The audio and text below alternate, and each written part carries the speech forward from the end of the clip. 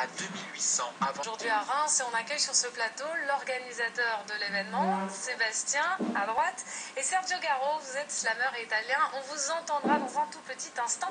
Mais d'abord Sébastien Gavinier, 3e édition de Slam d'Europe. Ça y est, le rendez-vous s'est bien installé dans la vie culturelle des Rémois.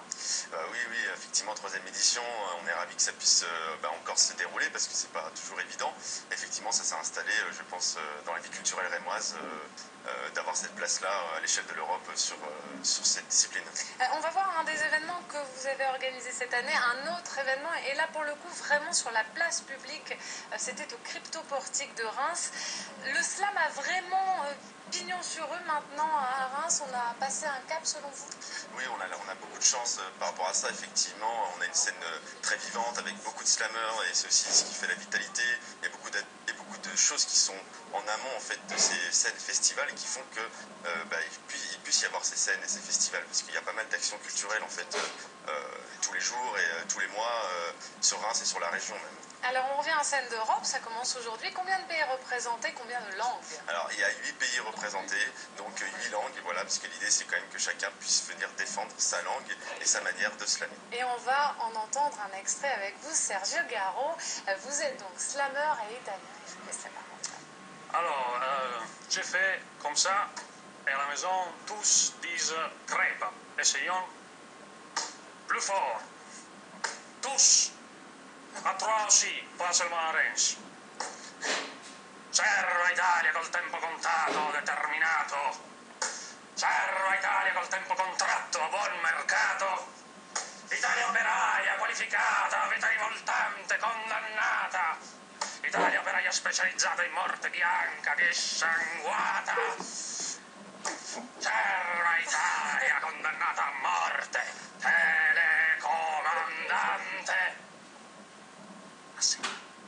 Voilà, c'est du slam en italien. Sébastien, c'est théâtral le slam italien? Oui, très théâtral. Le slam italien, c'est pas du tout la même histoire que la nôtre en fait. Et donc, Alors, évidemment, j'ai pas compris un mot. Hein. Ça sera sous-titré ce soir, je rassure les téléspectateurs, dans votre spectacle à la Comédie de Reims. On pourrait peut-être écouter un petit extrait en français pour voir la différence avec vous, Sébastien. Oui. Ouvrir la boîte à souvenirs, rue Gambetta. Combattre son vertige en haut des gravats. Ouvrir son cœur à la première passante, quelques accords de guitare pour des histoires pas forcément marrantes. Ça sonne pas pareil. Hein. Ce qui est important finalement, ce sont les mots, la poésie, le sens du propos ou la musicalité?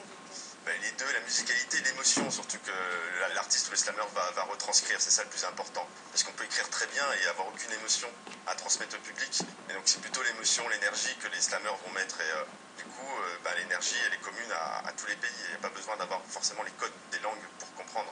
Vous le voyez comment, Sergio, le slam français? C'est un peu triste par rapport au slam italien? Alors, la scène française, c'est plus développé que la scène italienne. En Italie, on a perdu récemment des slammers très importants. Berlusconi est mort, vous savez, une nouvelle extraordinaire. Ratzinger a été exilé récemment. Donc c'est politique le slam en Italie? Pour moi, oui, on peut peut-être comprendre ça. On revient un peu au slam à Reims parce qu'il y a un phénomène assez incroyable, c'est qu'il attire toutes les générations. Ça a même été récompensé récemment par un des ministères. On va voir l'exemple de jeunes collégiens. C'est ça qui est fabuleux, c'est ce côté intergénération. Oui, le slam est depuis le début intergénérationnel, parce que depuis le début ça fonctionne pour des plus jeunes et des plus âgés, parce que c'est un terrain d'expression, donc après tout le monde peut prendre la parole et nous on souhaite que tout le monde soit poète, on dit tous poètes, c'est un de nos slogans, voilà, parce que l'écriture, la créativité, l'imagination, elle n'est pas pour quelques-uns, elle est pour tout le monde. Après voilà, chacun développe selon son état d'esprit des choses qui plaisent plus ou moins, qui sont... mais tout le monde a de l'imagination et de la création en soi, et ça on est convaincus. Et toute cette création, toute cette imagination, c'est donc pendant Scène d'Europe, c'est pendant 3 jours, c'est à la Comédie essentiellement, et demain soir à la Comédie de Reims, tout le monde pourra venir slammer. Je vous remercie beaucoup tous les deux. Dans un instant, la météo, mais avant cela, retour sur l'actu du jour.